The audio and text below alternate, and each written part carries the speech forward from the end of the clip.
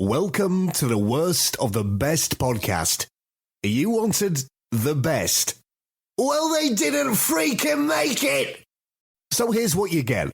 From Canada and sunny Southern California, Ryan and Tony.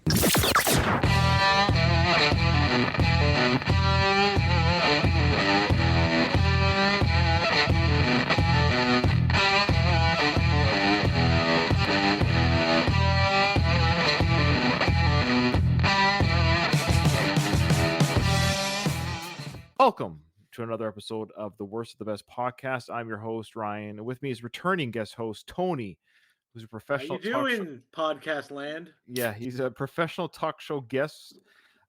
So Tony, of course, guested with me on the 90s wrestlers, and we got some great feedback on that episode, Tony. People loved your breakdown of the wrestlers and your inside knowledge and all that good scoop, and you did an amazing job. And you're looking svelte there. Have you lost some weight or what's going on? I have lost. Yeah, well, see, it turns out that a secret to a really good diet is like food just gets too expensive.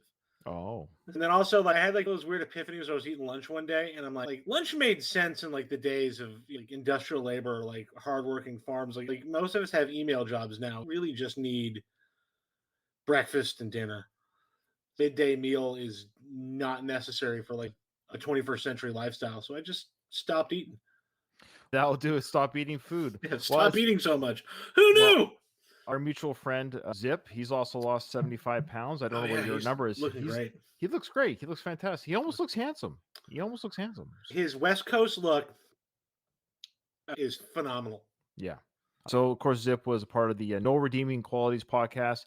And Tony was a One Big Toilet podcast. And I've always said I didn't always agree with all your takes, but you were never ill-informed, and your passion regarding your opinions and your takes were always so much fun to listen to.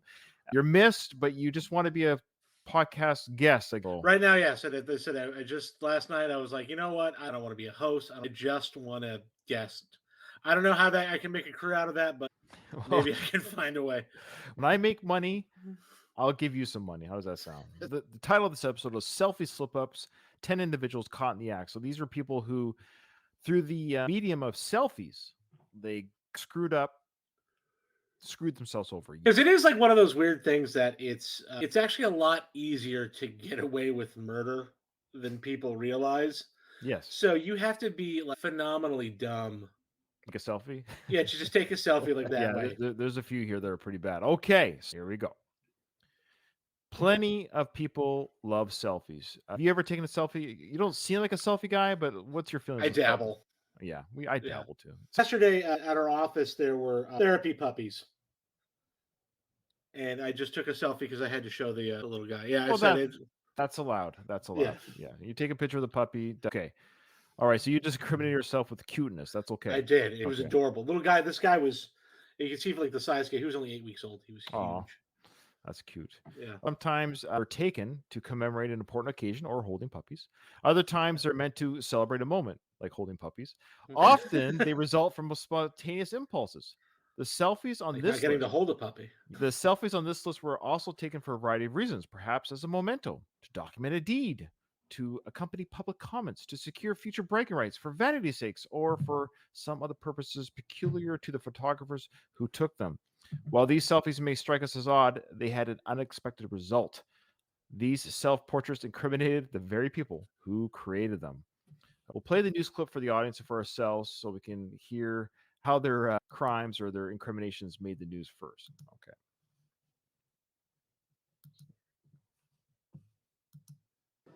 After 2 tourists tried to make their mark on Rome's ancient Colosseum walls, officials and visitors alike are now condemning the acts of vandalism. 2 young American women from California carved their initials and a full name into the Colosseum, then proceeded to cement the act in stone with a selfie of their handiwork. The director of the Coliseum says the tourists were given a high fine after they committed the crime, which was doubled after using a selfie stick, which are banned from the premises. Fellow visitors were left stunned. I think it's horrible. I can't even imagine what would go through someone's head to possess them to do that. It's something that's historic and should be kept preserved the way it is. It was just horrible that they would do that. The vandals have since been freed on their own recognizance, but face charges for aggravated damage to a monument. All right, so these two gals, and their names were unknown. I even went to the news article and I couldn't find their names. So ironically, their names, though, if I want to get their names, I have to go to the Coliseum because they scratched their names in there. Now, Tony, so what they did is they literally scratched in like Ryan and Tony, we're Yeah. here, and let's take a selfie. And they used a selfie stick, which, let's be honest, selfie sticks should be banned everywhere, not just. So, like, I live in Orange County, California. Okay. And obviously, our primary attraction, right? Our economy basically revolves around Disneyland Park. Right? And like, I remember it was like 2014 when like selfie sticks were becoming kind of ubiquitous. Right. Is that by late 2014, Disney had already like banned them. And like, if you don't put that away, we're going to snap it over our knee. They're super annoying. And it's for people who are also like not spatially aware. You don't want to give them a stick because it's going to end up in somebody's face, right? Especially like I said, I'm 6'4", so usually these are like smaller people, like who are not cognizant of that. I don't get like bat in the eye because you're not paying attention to where that thing is going. Like I think I said Naomi and something else. Yeah, I think they just show their names. Yeah, whatever is it. Naomi and Becca 2015. Right. You That's know, it's insane. just Which is crazy. I guess they were able to do it incognito enough so they would have. Here's the situation, and a lot of these are going to be this situation. They would have gotten away with it to a certain degree had they not taken the photo, but they posted on their social media, which then incriminates them. So again, Ryan and Tony were at the Coliseum. Who's Ryan and Tony? There's no way to verify Ryan and Tony. Right. Especially if you do something like here we are on the Coliseum grounds. Yeah, but I'm shocked they don't have one of them carving their name in it. Right now we got we're taking a selfie with their names being carved into the so that's a big no. So that's pretty self-indulgent. I'd say this one is stupid. Yeah, like I'll say probably right from the get-go, this isn't going to be like the worst, but this one is the worst in like. Don't reveal till the end. Don't reveal. How dumb and tacky it is to just carve your name. Tacky. That's a good word. Tacky. Like carving your freaking name in like historical monument of that nature. I don't know. I could see doing it if like at Stone Mountain, Georgia. Like in America, we have a lot of monuments for things that shouldn't be. If you're vandalizing those, that's insane. Have you ever been there before? No, I am notoriously poorly traveled. Okay.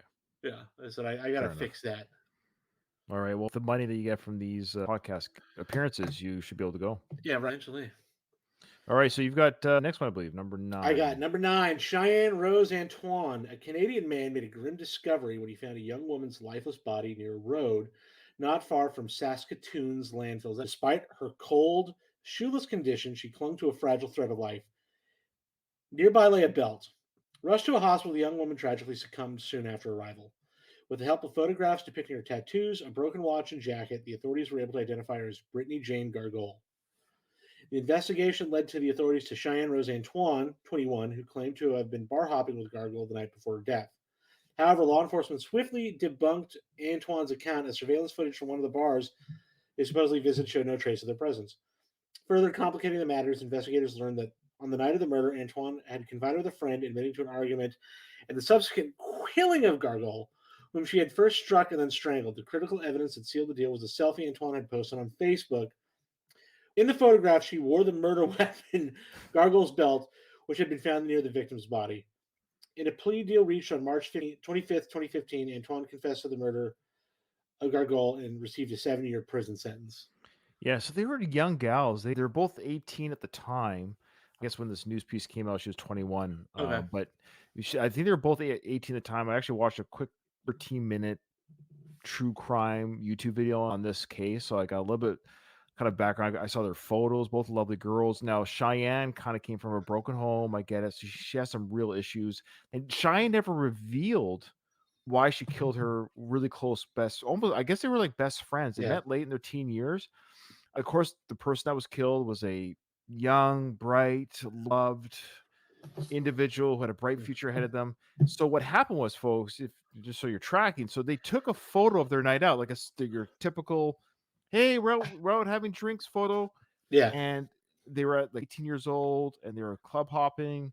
And in that picture, murderer Cheyenne wore the belt in the photo, and later that night that same belt was used to strangle Gargole with the victim and left at the crime scene. So when the cops had the evidence, they're like, wait a minute, this belt is in that photo that they put on, and it was a selfie picture that was put on Facebook. And this girl who did the murder too, she tried to like cover it up by writing underneath like, "Oh, you're so loved and missed. I can't Yeah. believe you're gone from the world," and all this stuff. And And I saw too that she wrote like some Facebook comment the Yeah. night of the murder to her to be like, "Hey, where were you? We were That's looking for right. you." Yeah. That's right. Yeah, where are you? That's like, which she almost got away with it. In fact, had she hidden the murder weapon and Yeah. or not taken that selfie photo, I hate to say it, she would have probably gotten away with the I murder. was it the big one is that she told the cops that she had been bar hopping with Gargoyle, and it sounds like before that she killed her. So a girl ends up dead.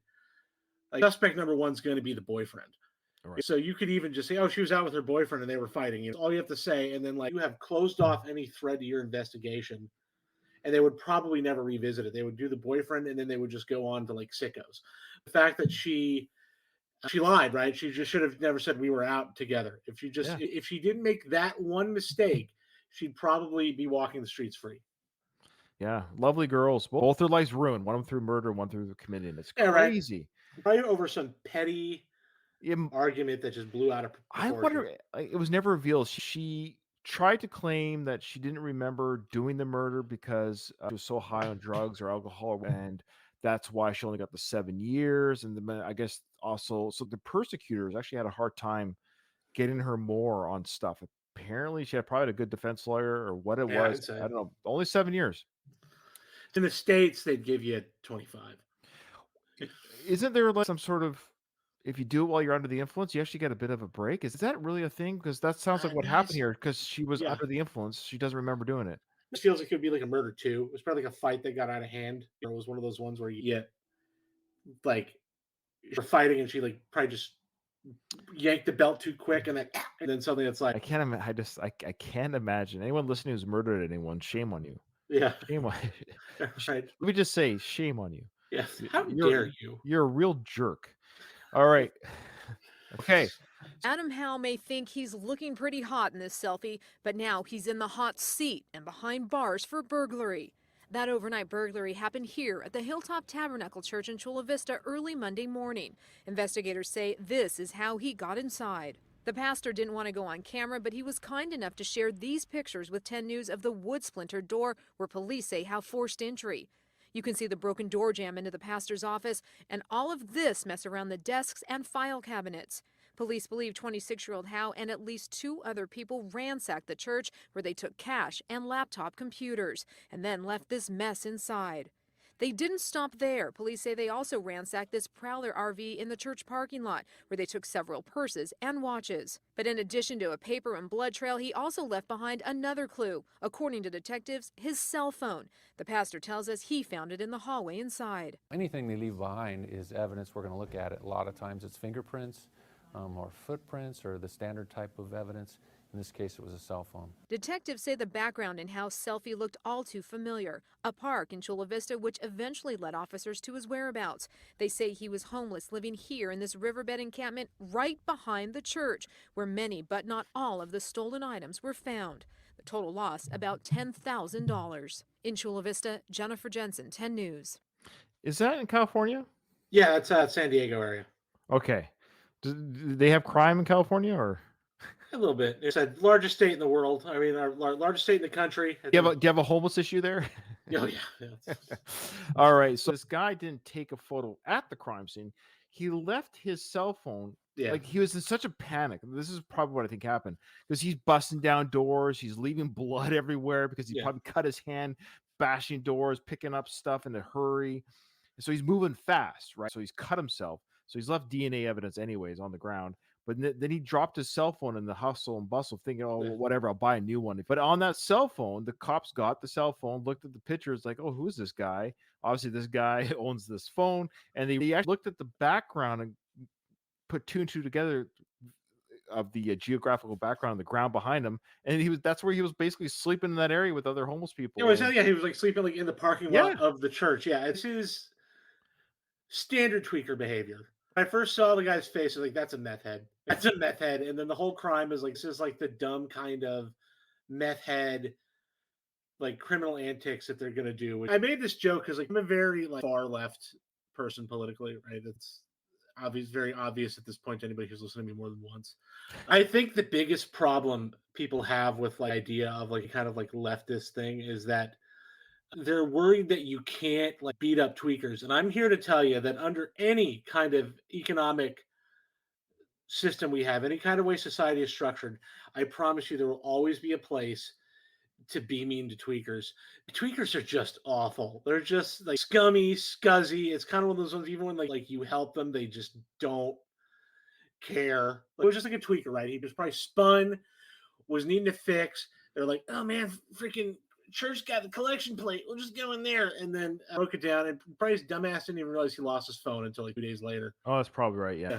All right. You've got the next one. Unfortunately, there's no YouTube video for this one, but what do we have for number 7?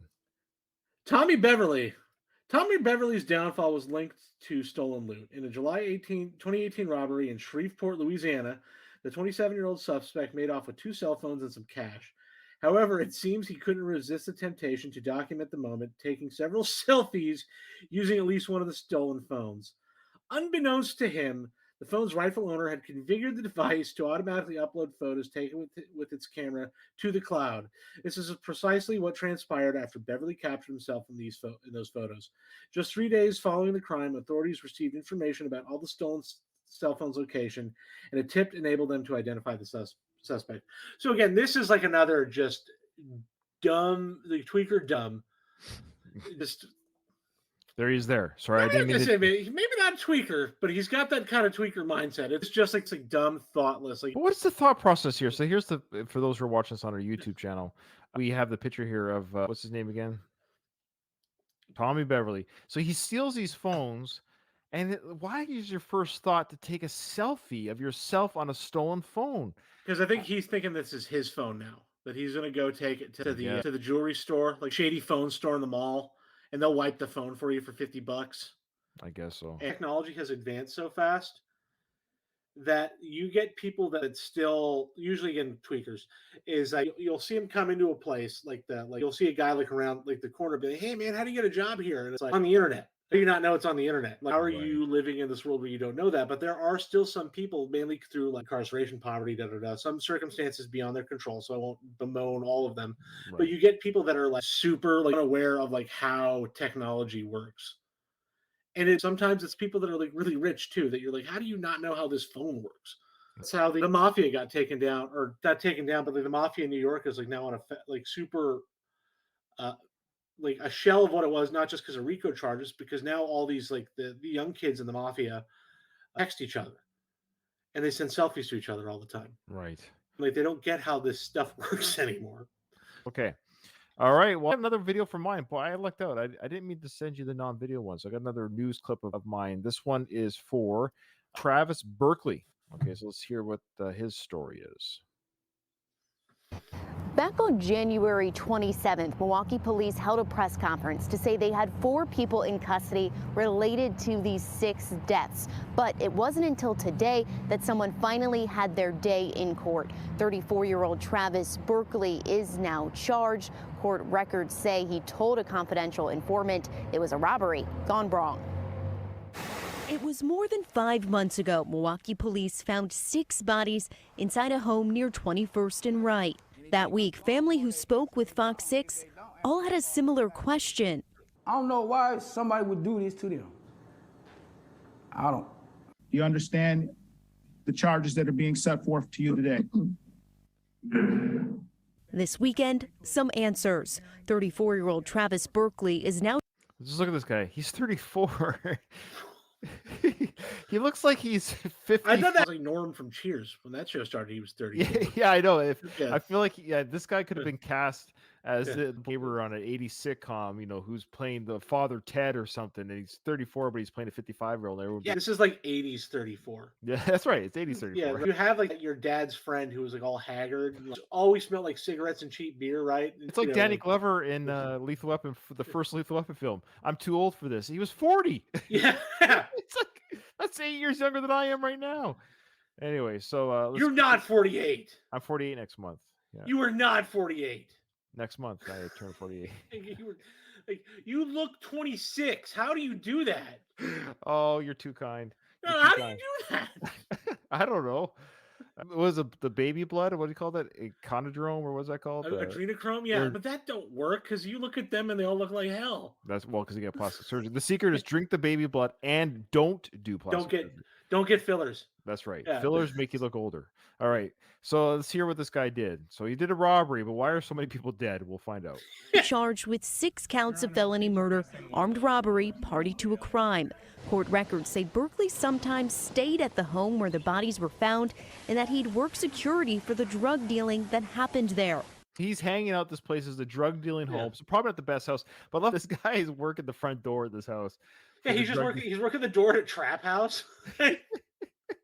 Okay, but the rule of thumb here, folks, make sure you pay your drug dealing security guys a little bit more money because this is what happened. Check it out. Yeah. But on January 20th, something changed. The criminal complaint says Berkeley told a confidential informant he tried to rob Donta Williams' wife, Michelle, tried to protect him, and was shot. The others were then killed to make sure there weren't any witnesses. So the guy robbed his drug dealing buddy. His wife's like, no, you're not going to rob him. So he shot her, then killed the husband. I killed the other 4 guys that were there to buy drugs for the day.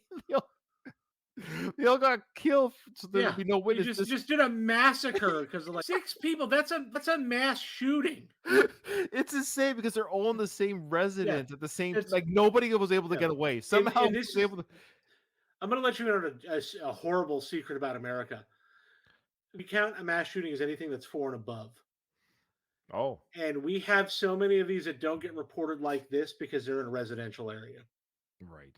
So, like, you kill 7 people in their home, you probably won't make the news.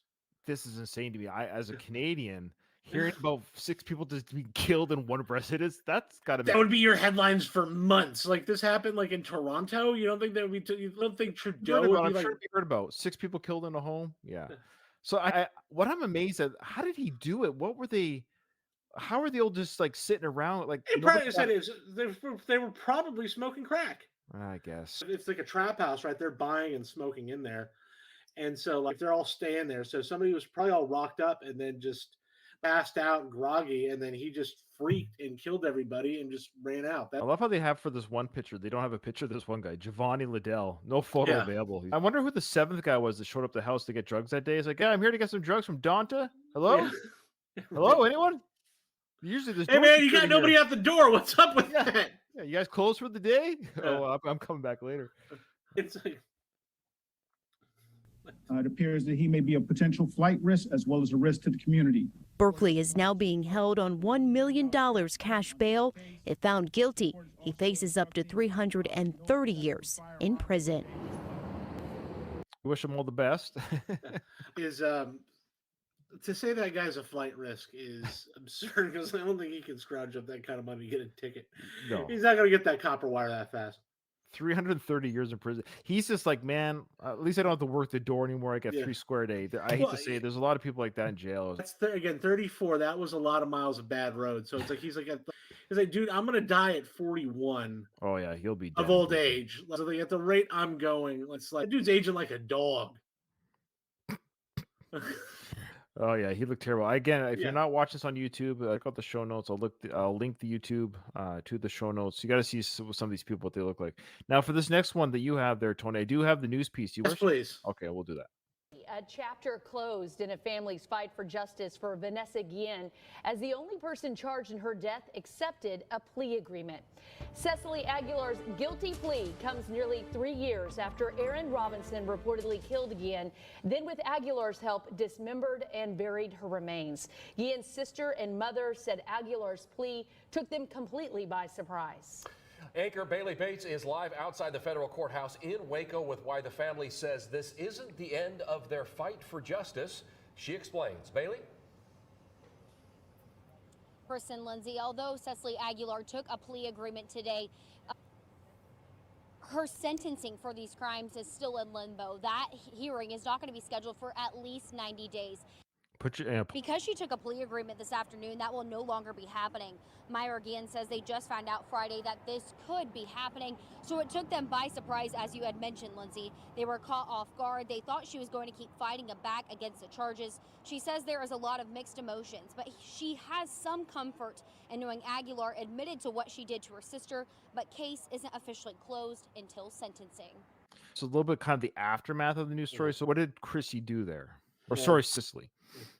So Army Specialist Aaron David Robinson, age 20, took his own life on July 1st, 2020, following the murder of Private First Class Vanessa Gillian. That's also the picture there. Yeah, so this one's a little confusing, so we'll try to get right, because it is expected that Gillian's murder may have been connected to her prior disclosures to family members regarding incidents of sexual harassment that she experienced at Fort Hood, Texas. Fort Hood, Texas, also, by the way, is so many suspicious suicides and dead bodies come out of that military base. Boy, I'm about to do an episode on Fort Hood. Yeah, it really should. On the same day, Cecily Aguilar, rumored to have had a relationship with Robinson, was apprehended. During her confession, Aguilar disclosed that Robinson had killed Guillen using a hammer, placed her in a box, and removed her from the military base. Later, after Aguilar's workday had ended, Robinson drove her to a location along the Leon River. There, she used a hatchet or an axe or machete-like knife to dismember Guillen's body, severing her limbs and head. Subsequently, they attempted to incinerate her remains before burying them in 3 separate locations. In a disturbing twist, Aguilar not only dismembered and concealed the victim's body, but also posted selfies on Instagram with distressing captions. The final post in the series, shared on May 25th, featured an excessive number of hashtags and a chilling message. People who fight fire with fire end up with the ashes of their own integrity. Okay, so what happened here, folks, is we have these 20-year-old kids really in the military. Yeah. One Donald who killed himself after he committed this murder and all this dismembering and everything. He got the easy way out. He blows his brains out for murdering this girl. It doesn't say why. I'd have to dig in deeper as to why the murder was committed. So his girlfriend or friend, Cicely, I guess they had a relationship together. Yeah, it sounds like you've seen both women. Probably. So this is what's crazy. Okay, so Buddy kills girl. Cool. Great. He shoots himself. That should have been the whole story. But it's not. He recruits his bang buddy, whatever, recruits her to say, look, we've got to get rid of this evidence, rid of this body. To do so, we're going to take a hatchet or a machete, and we're going to chop her up into 3 separate piles of pieces and or burn these 3 piles of. There's got to be an easier way to get rid of a body. And thirdly, she's like, that's really cool that we're doing this. I want to take a selfie, post it on Instagram, and say some people get what's coming to them. What do we have here, Tony? Yeah. Am I missing something? In the States here, the Army's really not getting the best and brightest anymore. The recruitments are really down, and they've been drastically lowering the standards to get enlistments for at least a decade. They've been slowly lowering the standards. So we're now at a point where you're getting a lot of people that really are super problematic, and it's just being ignored. As I said, Fort Hood has become a hotbed of this kind of these nightmare scenarios because they just happen all the time.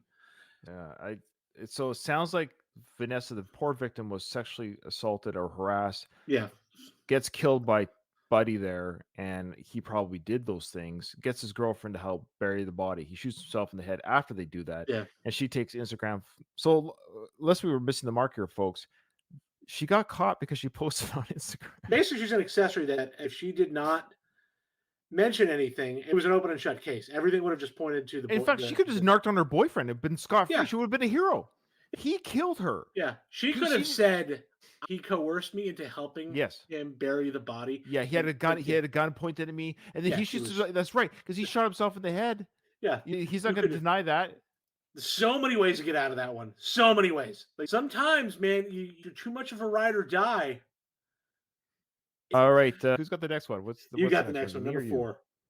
Number 4 is me. Okay, I see. You have a new story for this one. All right, here we go.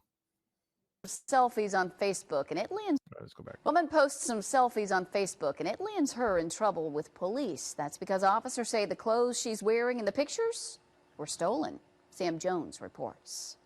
These may look like normal pictures, any selfie you'd see on a social media site, but they're not. What she stole was a very distinct leopard dress. Police say they're evidence of shoplifting committed by Danielle Saxton.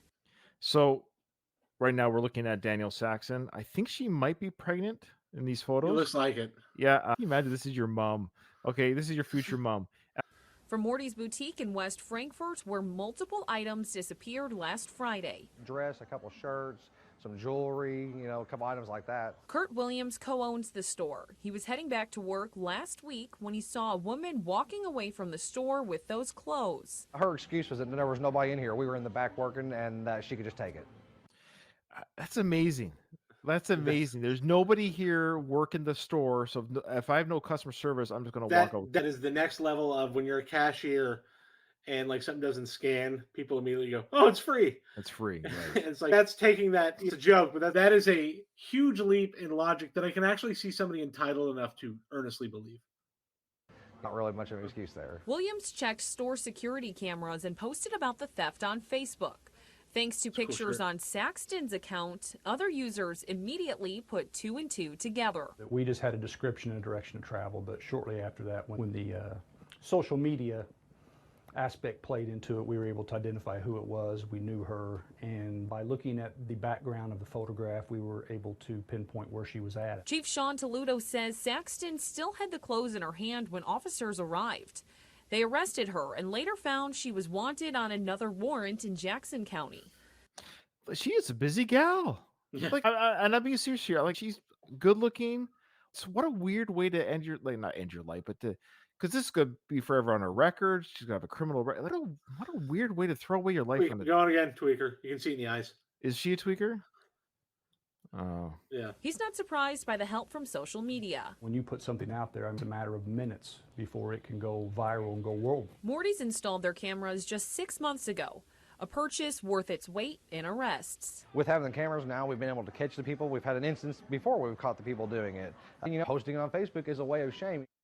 Okay, so the rule of thumb here, folks, is always assume you're on camera. Yeah. Don't pick your nose. Don't shoplift. Don't fondle your date's breasts at a Beetlejuice concert. Always assume you're on camera. Yeah. You just have to assume that. Yeah, that Lauren Boebert at the Beetlejuice things. I saw a tweet where somebody says, like, look, if they can get like kind of detailed video of her giving a hand jibber in the crowd there, like, you ain't safe. Do you blame them? That was their first date, apparently. What base is that when you fondle on top? What is that, third or It's second? second. Is it second? Okay. Yeah. All right. It also depends upon the generation, right? Because I think like third to Gen X and third to Gen Z are okay. Home run for a Gen Zoomers like opening up the relationship. That's funny. Okay, so what happened to her? She stole the goods and had to post her new dress on Facebook. Yeah, she just showed, hey, check out this new dress I bought No, she didn't buy it. Look at this new dress I got from the store. I got because nobody was there, so I assumed it was free. Now, what is going on in the States with? I'm seeing this on my Twitter feed. Am I wrong about this? That there's some sort of law or not law that you can walk out with a certain amount of merchandise and you're not going to be? Is that a real thing? What is this? No, it's sensationalized. What it is that I'm seeing people walk out of Walmart. Yeah, people do. I said, and I think, and I actually have. I'll take umbrage with them because, like, what it is that district attorneys say they will no longer prosecute if the theft is under $995 because it's petty theft. That's what's considered petty theft in the United States. So basically, one trip to Costco. Okay. What that means is that you can still be arrested, you can still be charged, you can still have this upend your life, but it won't be prosecuted as like a felony, right? Usually they'll make you do something else. What happens is that the police, in a way to have a tantrum, say, we're not going to prosecute for that, then we're not going to stop it. So instead, what they're just doing is they're allowing people to get away with this. So it's still a crime, but it's the still cops a crime. they're just not going to do it. They're just not going to do the work. Yeah, they're not going to enforce the law because they're not going to send somebody to jail for it. So they won't stop it. I think we really have to look at is how things are interpreted. This is like my media literacy is that they're like, it was making headlines a few weeks ago that $100,000 was up. There was like one of these like raids where they all went in and they took a bunch of stuff and walked out. And they were saying $100,000 worth of merchandise was stolen. However, that's how much the merchandise was being sold for. If you really look how much that merchandise cost Nordstrom, it would probably be around $2,000. You look at the margins of these places and in this and that, it becomes cup. And then there's certain things like grocery stores. I'll say this one is that They'll talk about like rampant theft in grocery stores, but ignore the fact that your average grocery store throws away 40% of its perishable goods. You know, if you can feasibly throw away 40% of your merchandise, I'm not really concerned with theft. You're expecting people to employ a level of good faith to enforce your profit margins while you are exponentially jacking up the prices for no other reason than to bolster your stock portfolio. And that's kind of weird. Problem with that is that the theft is so much overblown when you got literally 500 people in this country stealing trillions of dollars from everybody. One big toilet podcast. You want to plug your Rest in podcast? peace. Oh, you're missed, Tony. You and Zip. I miss you guys. And Bob, too. Loud Yeah. Bob. We miss Bob.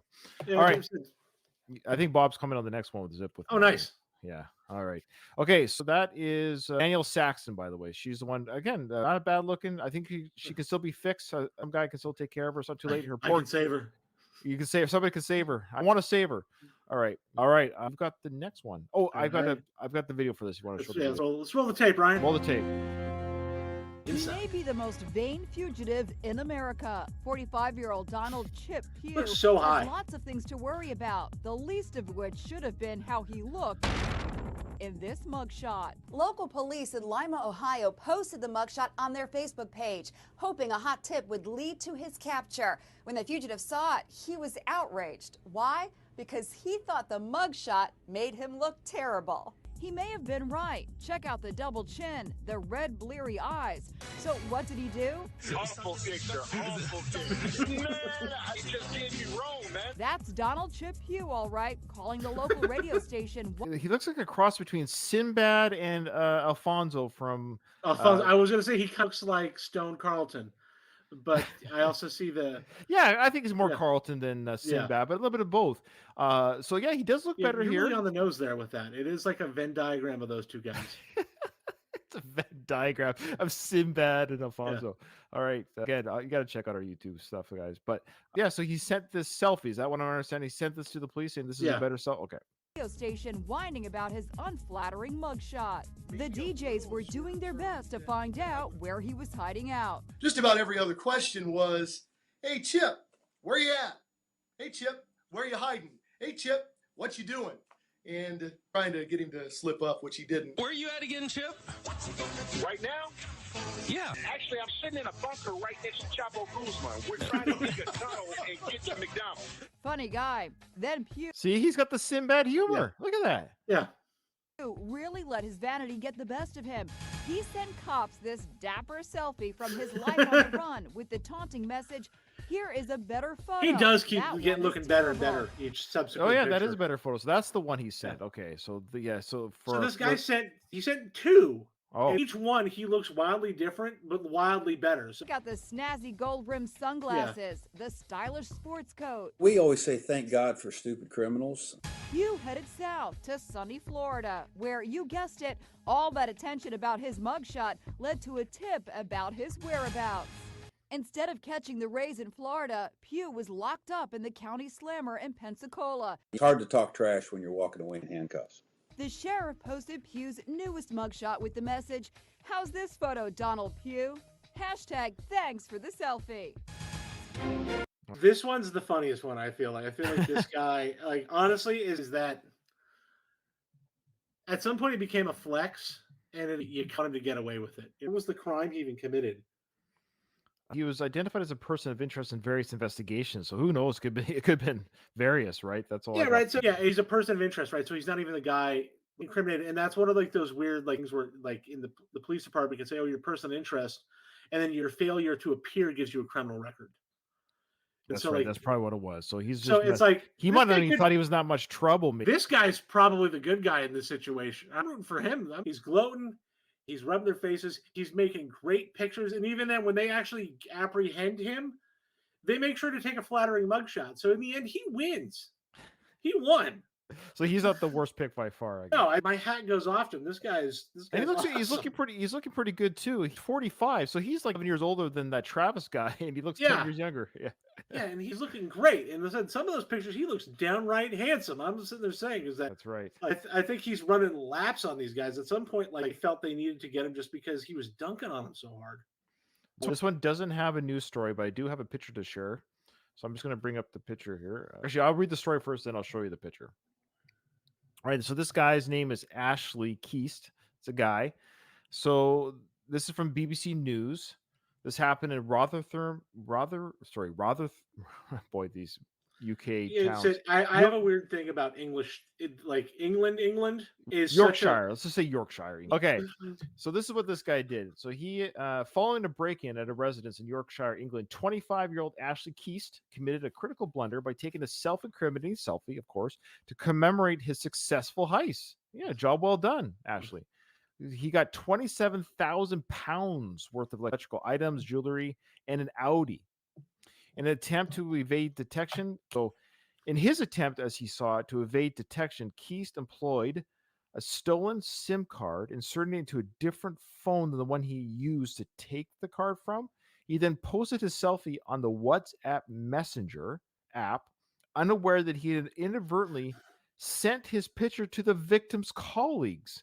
Okay. Who promptly alerted authorities. So he does a SIM card switch. So I get it. Did he go on a different WhatsApp account? My guess is that he switched again. So it goes back to like we were talking about people who don't understand technology. So it's like he understood enough to swap out the SIM cards. Which does what? That's your number, right? So if like you swap out the card that's like your. But he goes on the WhatsApp app, so that doesn't matter. So he switched the phones. So he didn't realize that by putting it on the phone, which the hard drive on your phone has a completely different apparatus or whatever. So he probably just assumed that when he switched the SIM cards, like all of his login stuff just ported over. Okay. Like he just assumed that he ported over the phone. Like did he put the SIM? Did he take the photo with the people's phone in the house? With the stolen phone, and then he posted it. He just posted it, not realizing that his dumbass posted it to like the victim's WhatsApp account. So he just posted a selfie to all of his, because he thought by swapping the SIM cards, he logged out of all the apps and logged back in on his account. Oh yeah, here's the picture. So you can almost guess what he looks like. Okay, I'll show you. What's wrong? I'm just expecting a guy just like in nothing but Burberry. There you go. What do you think? It's a meathead. He's got some tattoos, shaved head, tank top, like wife beater. In Britain, they call these guys like chavs, I believe. Like, yeah, he looks like he just came out as an extra of a 2001 Guy Ritchie film. That's what you could just hear him trying to like talk tough to you. You best not be messing with me and me mates, bruv. That kind of just good call. All right, so you've got the last one. I got the last, and I do have a video for this one if you want me to play it. Yeah, let's play that one. Okay. Did we get this? Because this one's fun. This one, actually, I forgot. This is the one that hits. Close to home. My name is Adam Hussein Nayeri. It was January 22nd, 2016 that inmate Adam Hussein Nayeri recorded himself and two others breaking out of the men's central jail in Santa Ana. Using a contraband cell phone, he documents how he did it. In this more than 10-minute video handed out through his attorney, Nayeri says he wants to set the record straight. A lot of people like to credit us with some Houdini escape act, all in 8 minutes flat. Nayeri claims they broke out hours before the sheriff's department says they did, following a body count. He records himself squeezing through a metal grate into the plumbing system tunnels. With him are Bok Dong and Jonathan Tu. They reach the jail's roof, taking selfies along the way. They then rappel down the side of the building using ropes. We had a duffel bag and a backpack full of stuff. Bundles, hundreds of feet of high-grade industrial ropes, practically a toolbox. From there, his video shows their road trip north and the kidnapping of a taxi driver who Nayeri says kept them calm. The sheriff's department claims... They took a picture of the taxi driver. This is like a really...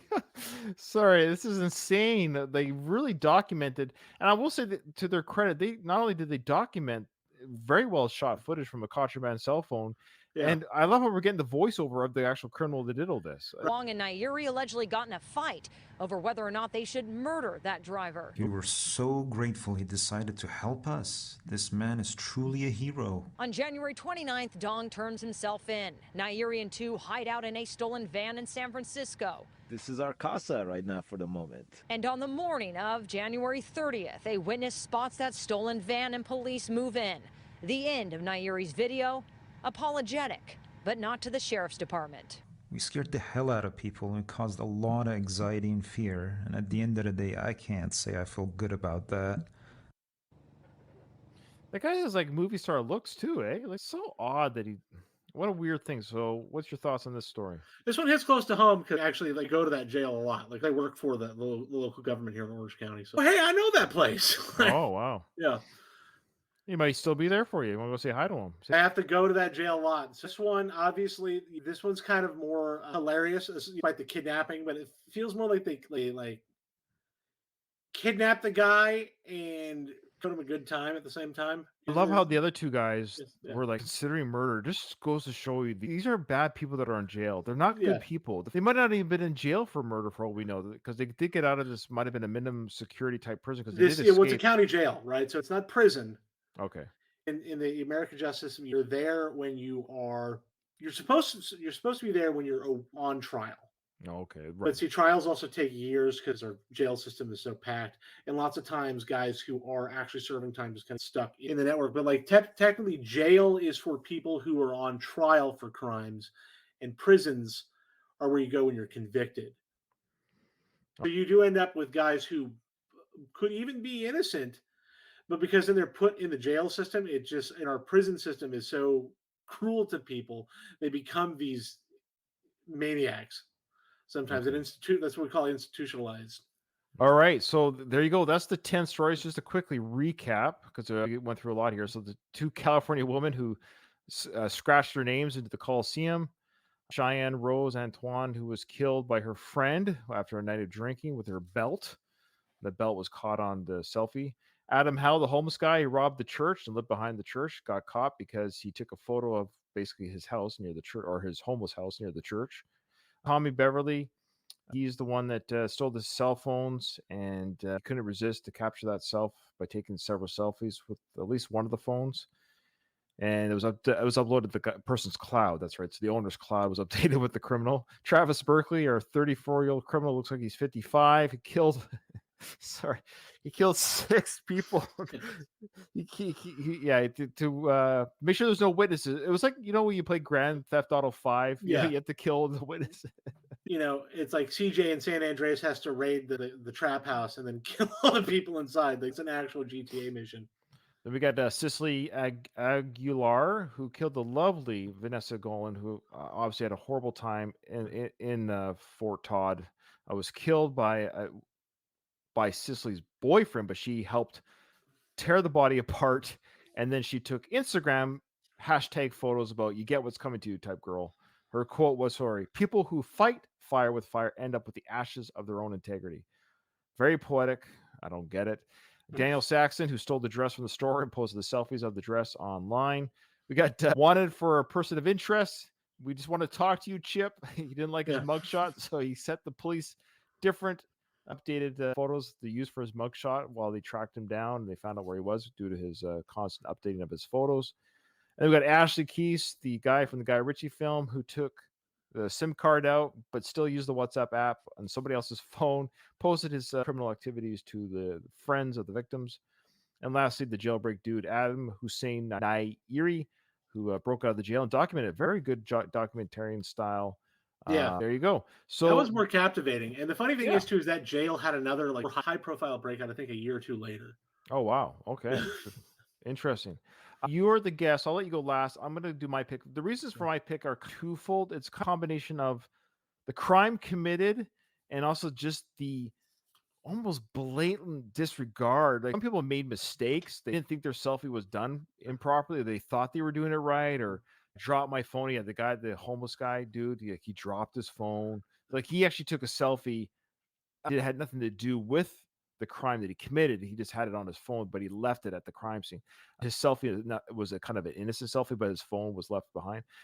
So the one that I'm picking, and I don't know if it's gonna be yours. Let me know afterwards, though. Don't tell me now. But this one it's just so gross. To me, it was even beyond the 6 murders. the one where the girlfriend of the guy who killed himself after he murdered, sexually assaulted the other soldier, she just loved that she got to tear this girl apart, literally limb to limb, and then hashtags the incident on her Instagram. So that's by far the worst for me of the selfie incriminations. What's yours there, Tony? I'm going with the 6 murders.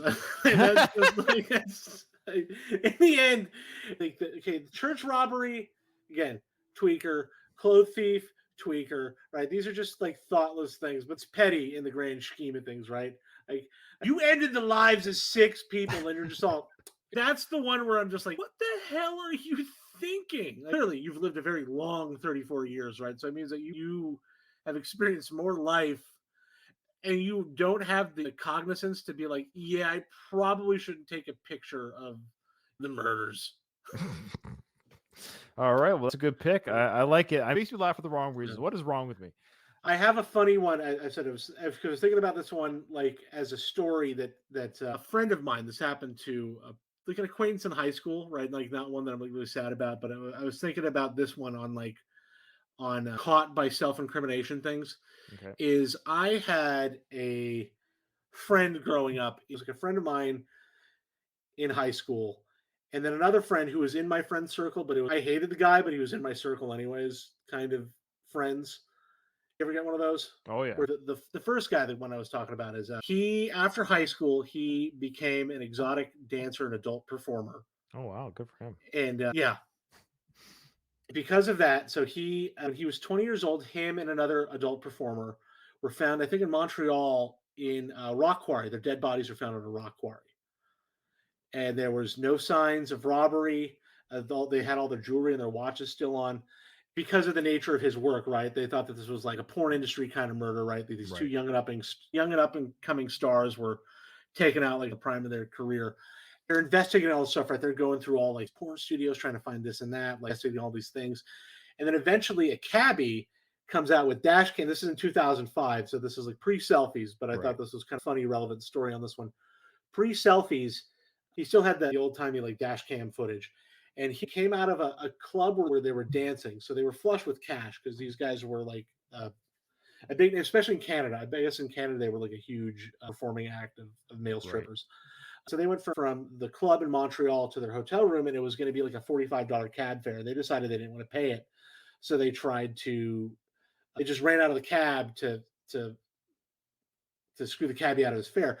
But he followed them around town trying to see where they were to go. And eventually they hopped a fence to get away from him. But that fence was to the rock quarry. So they hopped the fence and immediately fell 60 feet to their deaths. Oh, wow. And that was like a funny one of 2 airheads just like, hopped this fence.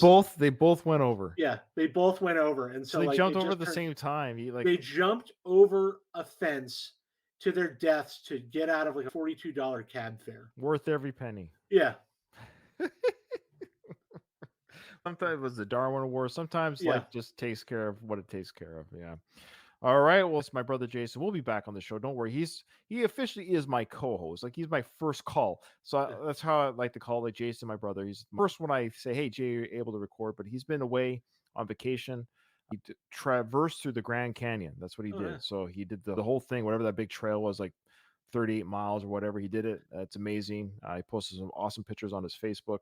So we'll get to hear about that the next time he's on the show. But that's why he wasn't around for the last couple episodes. But thank you to you, Tony, and to Zip for filling in for Jason. You guys did a great job. And Tony doesn't have a podcast anymore to plug. So any final thoughts before we close?